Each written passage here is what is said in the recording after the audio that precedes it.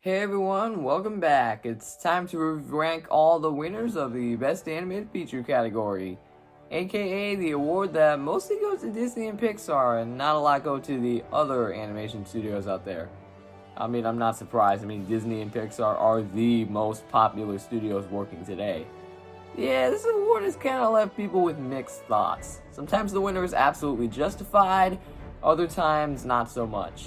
So today I'm just going to give a simple, laid-back ranking of all 22 winners of the past 2.5 decades, as well as give my thoughts on whether or not these films deserve the Oscar and what movie it should have gone to instead. I know I've talked about 13 of these movies before in both my Pixar and DreamWorks ranking videos, so I won't go too in-depth with the films I've already reviewed before. With that said, let's get started. Endless trash!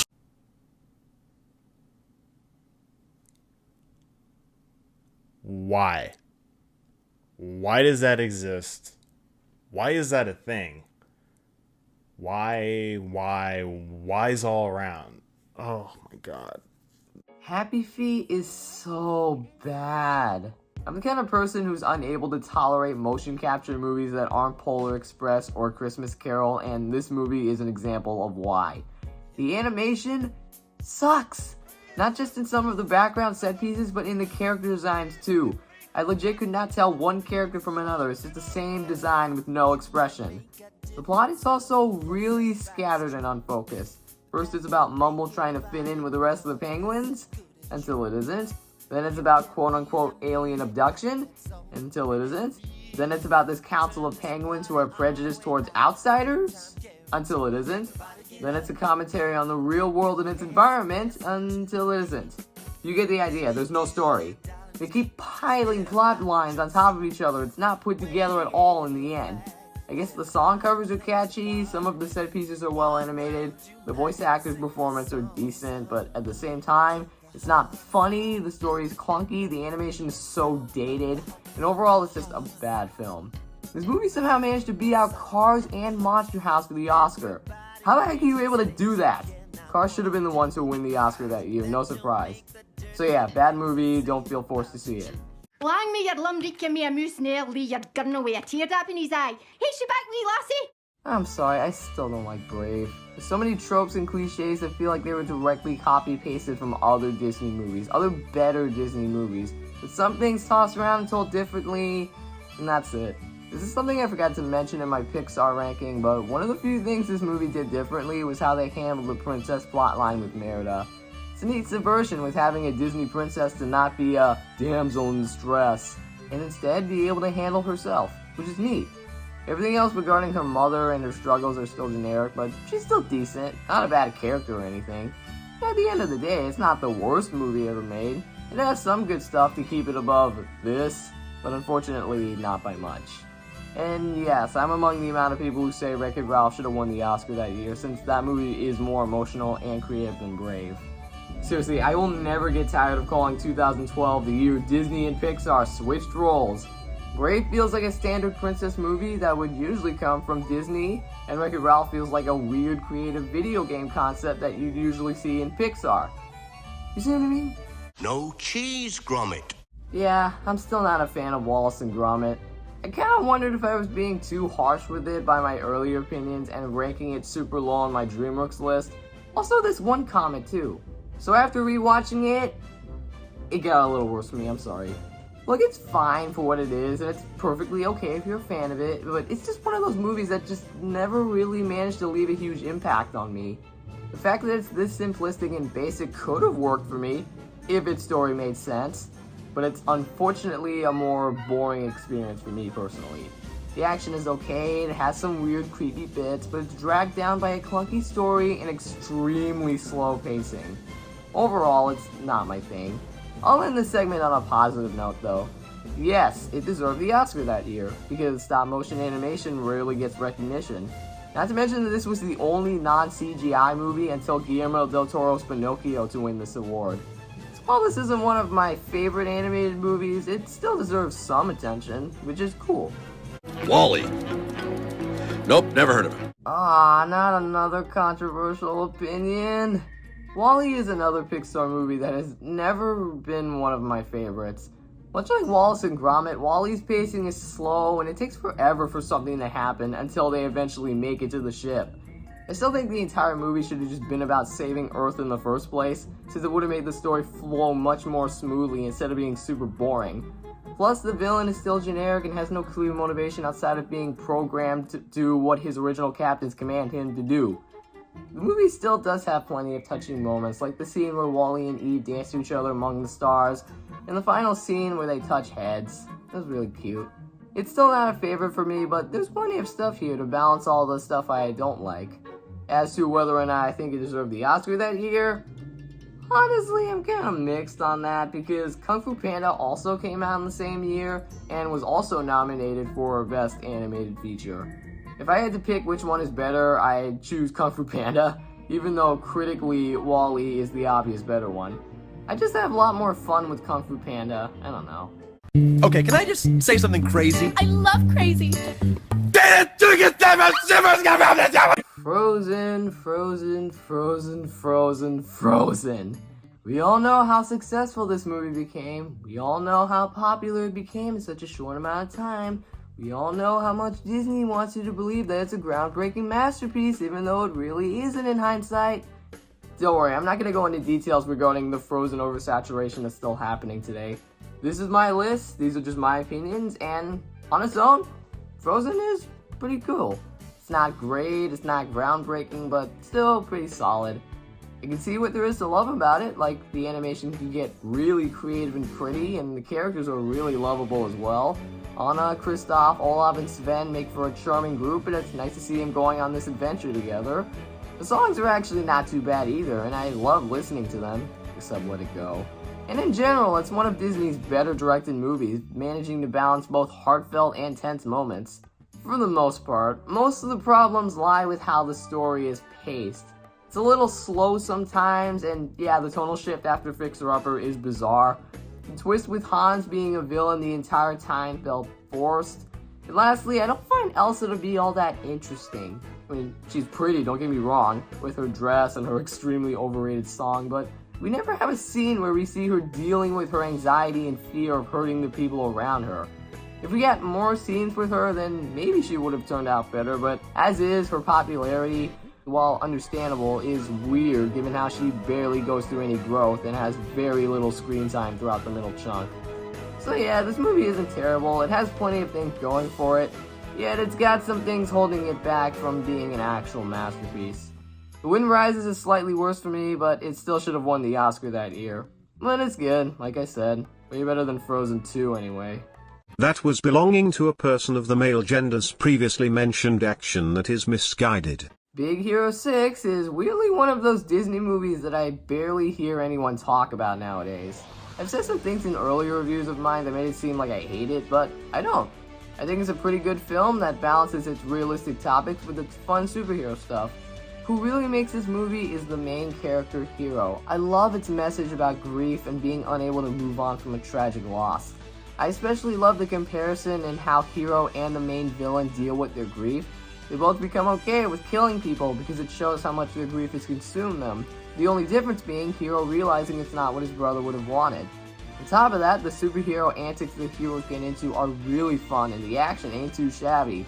Plus, this movie has Baymax, who's obviously the best part of the whole movie, balancing being that sort of emotional supporter while still being very goofy and funny.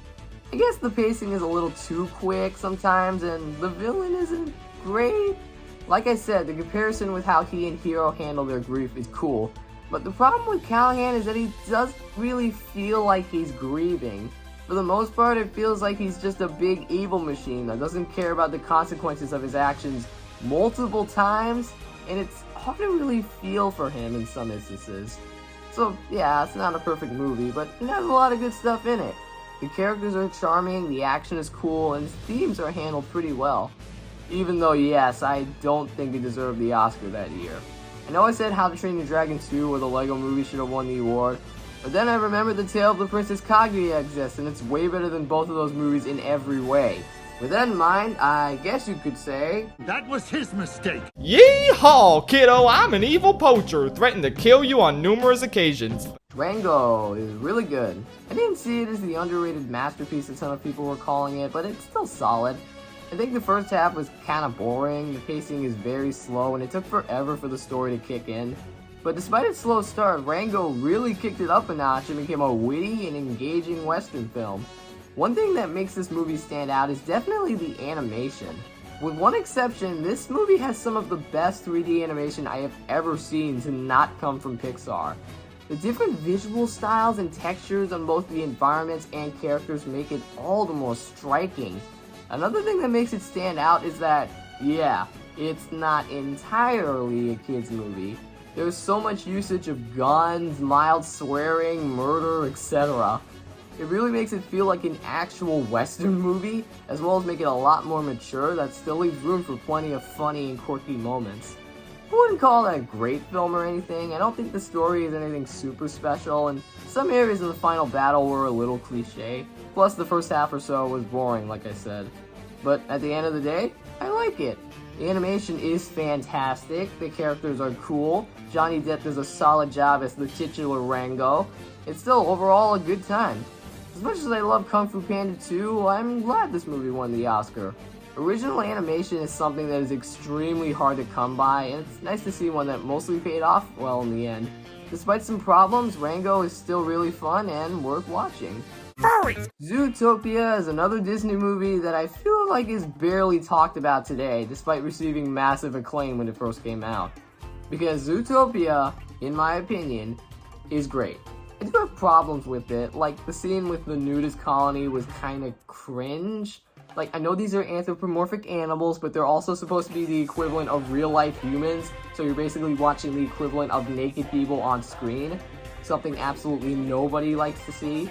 I also think the twist villain plotline felt super rushed and thrown in for the simple fact that they needed a villain for the big finale. Also, some scenes regarding the racial tension between prey and predator animals was a little uneven.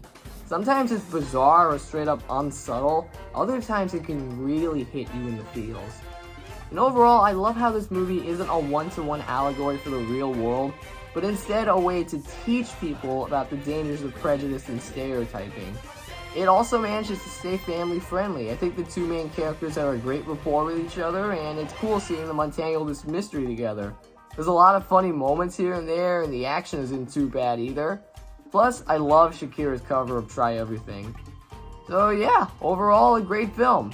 Moana is way better in my opinion, but again I like the fact that Zootopia won instead. Its themes and messages are what make the film stand out and worth recognizing. Great time at the end of the day, that's honestly worth watching again. I'm not a puppet. I'm a real boy. Guillermo del Toro's Pinocchio is the only Best Animated Feature winner I had never seen before making this ranking. And I have to say, I was pleasantly surprised by it. It gives such a much more mature take on the story of Pinocchio, and there's a ton of trippy, dark moments here and there. On top of that, its beautiful stop-motion animation captures said dark and trippy elements of the original story, while also remaining its own thing. This movie feels like a perfect blend of charming and horrifying. It tackles themes regarding the meaning of life and death, as well as what it means to be a good kid to your parents, and it's executed well without any unnecessary bits or details. It has a good message and a neat way of knowing how to deliver it. It's funny, it's emotional, the songs are not that bad. It's easily the best Pinocchio movie out of the ones I've seen. I obviously love Puss in Boots 2 more, but once again, I'm glad this movie won the Oscar. Because again, stop motion animation barely gets any recognition. It's a great movie and well worth watching if you haven't already. Plus, the ending got my sister tearing up, so that's gotta be something. You can read minds. I reviewed Inside Out back in my Pixar ranking, so I won't go too deep into it here. Bottom line, it's still really great. It has some of the best concepts for a Pixar movie. It has some of the most entertaining characters for a Pixar movie. In general, it has some of the most funniest moments for a Pixar movie, and some of the best emotional moments. It captures our different emotions and what goes on in our minds so well, while also exploring the value of life and expressing all your feelings, not just the positive ones. I neglected to mention this in my ranking, but this is kind of why I love Pete Docter's Pixar movies so much. They have many intellectual themes and lessons that are able to connect with everyone, plus or minus Monsters, Inc. On top of that, the main character Joy has a great arc as she learns to let other emotions take control when necessary. Because it's okay to feel sad or angry, it's okay to not feel happy all the time, and this movie understands that. I still think some plot holes here and there hold it back a little bit, but I love it nonetheless. And you know what? While I think Anomalisa is probably better, I'm kinda glad Inside Out won the Oscar. After all, this is the movie that returned Pixar to its former glory. And then things took a friggin' nosedive all over again. Damn it! I'm lost. Oh, the lost toy. Get ready for a hot take if you haven't seen my Pixar ranking yet. Please check it out right now because leave your dislike by the door. I really love Toy Story 4. I already talked about what makes it a misunderstood gem, so I won't repeat much here. Bottom line is this movie is great and easily the most overhated Pixar movie ever because of what franchise it is attached to. Like, this is the sequel to a franchise that already ended on a good note. What else is there to say? What more story is there to tell? Well, a lot actually. This is a movie that tells a much more different story about what a toy's purpose is. Right from the beginning, we see Woody neglected and alone in Bonnie's closet, and as the movie continues, we get to watch him try and find meaning in his life. Not as a toy, but as his own person. It's something that the movie really excels at in terms of its themes on growing up and letting go of the past.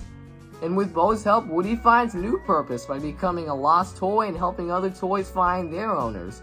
This is what makes his heartbreaking farewell necessary because it's time for him to live his own life and not the life his kids make up for him. Its message is something that so many people overlook because of how unnecessary the movie was. And yeah, obviously that's true, like it didn't need to exist, but I'm glad it does because it works way better than you think. I still think the villain's plan is dumb, the pacing is a little slow sometimes, and yeah, the lack of the original characters is a little disappointing, but overall, I still love the movie and wish people would give it more love and attention because it absolutely deserves it. Even though, yeah, I don't think it deserved its Oscar for 2019. I still think it's great, don't get me wrong, but come on. You know what other movie we got in the same year? Cloud. Awesome. Toys are the best. Yeah, that masterpiece. But yeah, other than that, still a great movie. Everybody once told. Even after all these years, I still think Shrek is a good movie, in spite of the ogre saturation it got since its release. This is another movie I reviewed before, so I'll keep this brief. Shrek is a movie that really changed the game for what an animated movie can be, both for the better and kinda for the worse. But on its own, it remains an entertaining, fun time for all ages. It completely subverted the Disney style of storytelling that most studios at the time were inspired by. Instead of standard musical numbers, the movie throws in pop song covers, not sung by the characters, because it works for this particular story, as well as really hammer in the point that it's not a typical Disney fairy tale ripoff. Like I've said before, its sense of humor is very natural and most of the jokes come from the interactions with the characters. On top of those strengths, it has a great message about accepting yourself for who you are that ends in a positive and satisfying way. Overall, it's a great time that anyone can watch and enjoy. I'm glad that this movie won the first ever Best Animated Feature award, even though I also really like Monsters, Inc. A timeless classic that refuses to be forgotten almost 23 years later. Holy crap. You know it, you love it, it's Shrek. What else is there to say? Who am I? For some reason, Soul is the Pixar movie that, despite receiving massive acclaim, weirdly gets a lot of mixed reviews. A ton of people call it an instant classic and the last movie that genuinely felt like a Pixar movie, while a handful of others say it's bad because its message and story feel scattershot. Where do I stand in this argument? Obviously more on the positive side. Much like Inside Out, Soul is another one that doesn't feel like a kid's movie. It has a lot of intellectual themes about appreciating the value of life, and it's the type of stuff that'll connect with adults way more than kids. The fact that some areas feel clunky makes sense because it works in terms of Joe and 22's arcs. 22 is finally starting to know what it means to have a life by actually living on Earth, while Joe learns that you don't have to do big and flamboyant things to live a perfect life. Small moments in life are the ones that really matter and is how life is in general. Spending simple times with others or just yourself, living every minute of your time on Earth, are some of the best things worth remembering. And this movie, once again, understands that. Despite some pacing issues, it's a modern Pixar triumph. I'm sure Wolf Walkers is probably better, but in my opinion, Soul deserved the Oscar. One of the best Pixar movies in recent years and worth your time to seek out. Don't forget me. Yeah, I really love Coco. It's still definitely flawed here and there, but those flaws are drowned out by its incredible strengths. The world building, the story, the characters, the music and songs, how engrossed it is in Mexican culture, it's all just amazing.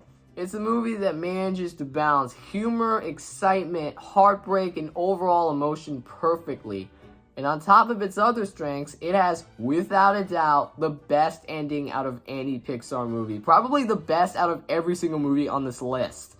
I haven't seen The Breadwinner yet, and I'm sure that's probably better as well, but as of right now, I'm happy Coco won the Oscar. I mean, it's way better than Boss Baby, that's for sure. I've never been so humiliated in all my life!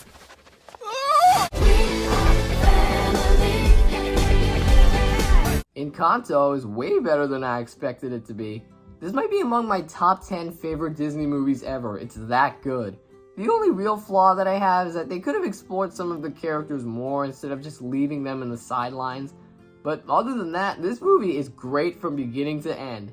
Instead of having a big, ambitious premise, it keeps things small scale and simple, which makes the story easier to follow. Because the plot is focused on the characters, the conflict is much more investing without any thrown-in plot lines or played-out scenes, which is cool. The biggest standouts of this movie are 1, the songs, which are consistently fantastic, and 2, the message, which is probably the one highlight of the entire film, where we see the characters struggling under the weight of expectations because of their special gifted attributes. Meaning they have to do so much and remain perfect when that's not what they really want. It has such a strong message for all ages to pick up on, and one that anyone who is experiencing the same problems can instantly relate to.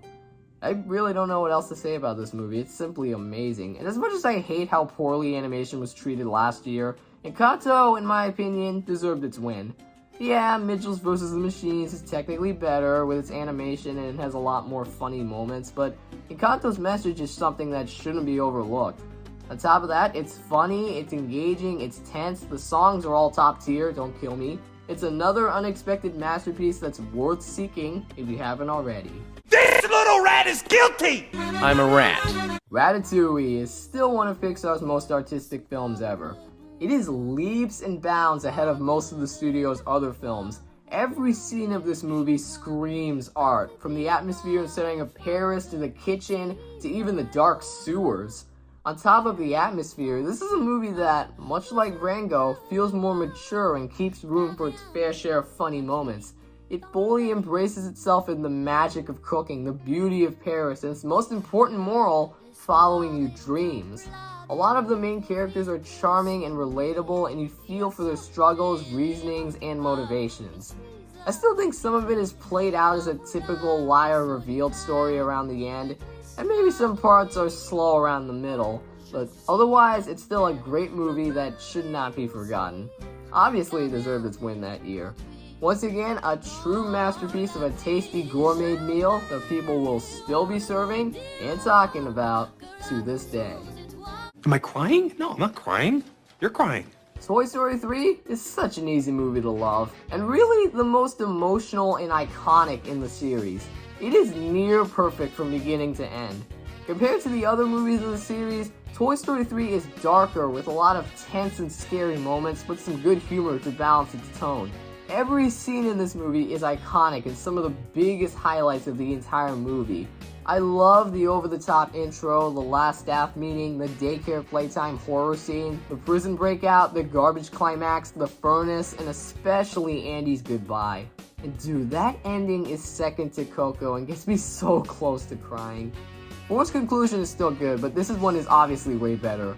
I still don't like the misunderstanding and separation with Woody and his friends, even though it kinda makes sense, but other than that, this movie is still amazing.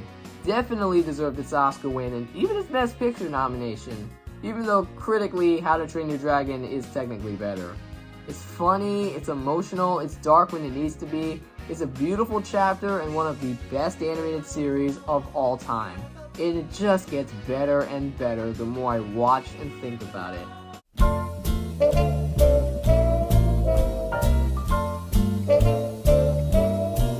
I really love Finding Nemo. This is another thing I forgot to mention in my Pixar ranking, but this is actually the first ever Pixar movie I ever watched with my family. It was a nostalgic classic then and is still a nostalgic classic now.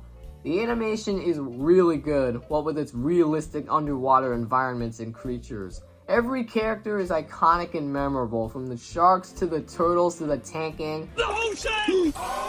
They're all so funny, yet also very helpful and supportive toward Marlin and Nemo.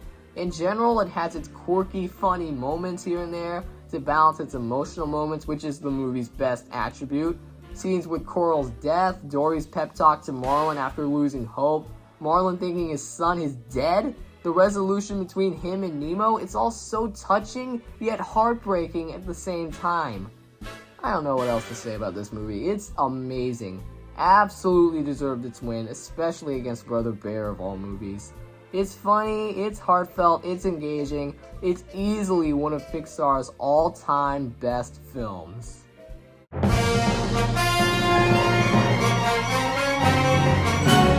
Literally, what more could be said about The Incredibles? It's The Incredibles. There's action, there's humor, there's drama, there's heartbreak, and at the center of it all is a compelling story about a man trapped in a world of mediocrity, longing to relive the acclaim of his old days. But through struggles, physical and mental pain, he finally learns to let go of the past and appreciate the life he has now with his great supportive family.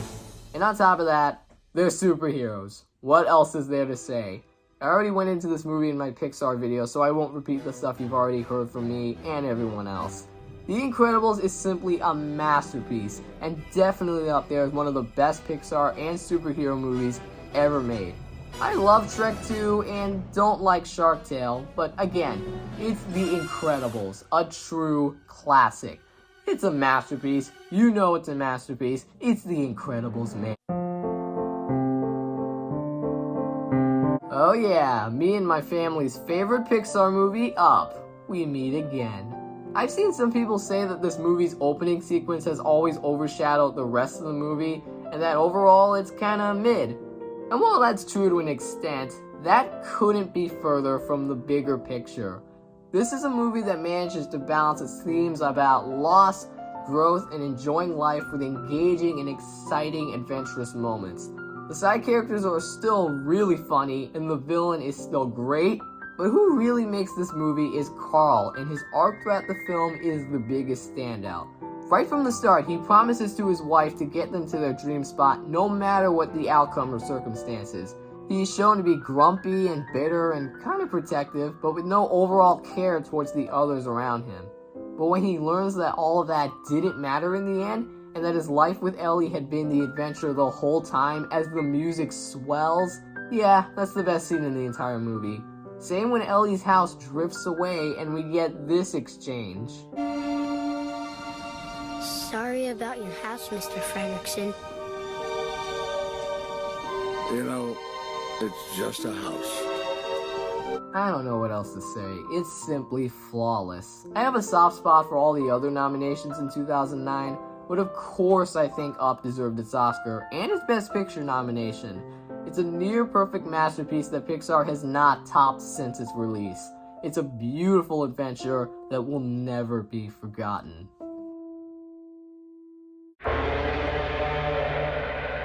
Again, what else is there to say? Spider-Man Into the Spider-Verse is a true masterpiece and a breath of fresh air for animation. I already reviewed its sequel back in June and still think it's amazing, but the OG one is still practically perfect in every way. It's the single best superhero movie of the past decade. It has some of the best animation to come out of any studio. The action is so engaging and visually striking. The characters are all amazing. The jokes are consistently funny. The score and songs bring so much life to its already incredible elements. Movies like this just don't happen. A film that manages to tell the story it wants to tell without any flaws or imperfections. The fact that this is a Spider-Man film distributed by Sony that came from a bygone era of terrible movies just says it all, that film franchises and even studios can improve with age.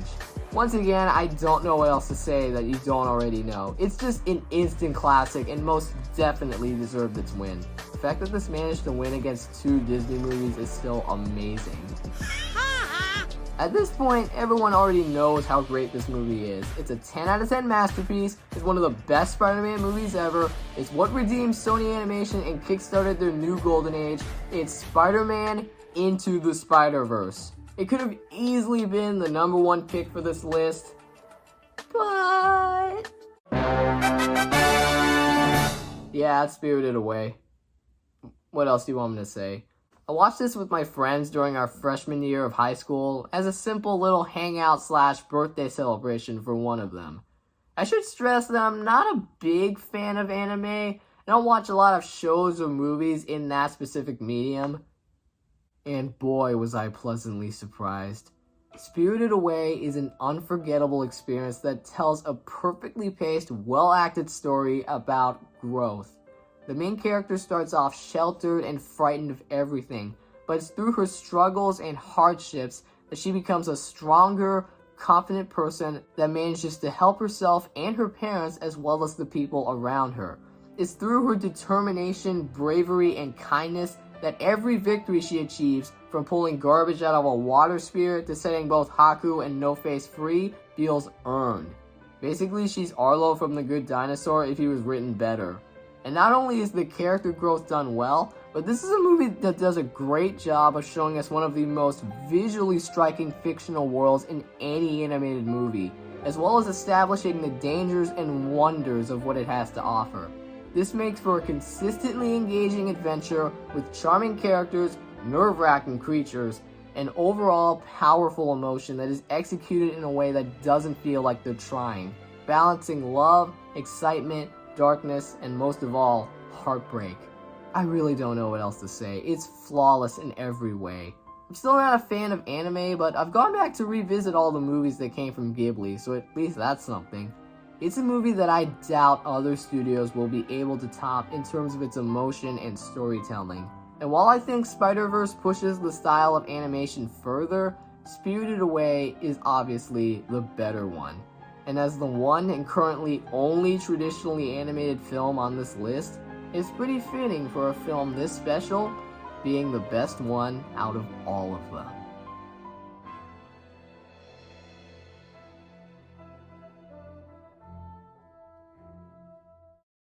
So that's my ranking of the best animated feature winners. Let me know down below in the comments what you think of it, and also give your guess on which animated movie will win this year's Best Animated Feature Oscar. Until then, thanks for watching. Hopefully the Academy will notice this video and I will win the Oscar for Best Ranking Video. Okay, not actually, but wouldn't it be cool if I did? Actually, I did win an Oscar with one of my friends from freshman year for Best Edited Song. We remade Bill Withers' Lovely Day, which in my opinion is a 10 out of 10. Link to it is in the description below if you want to check it out. Okay, now I'm just rambling. Thank you for watching. I'll see you in the next one.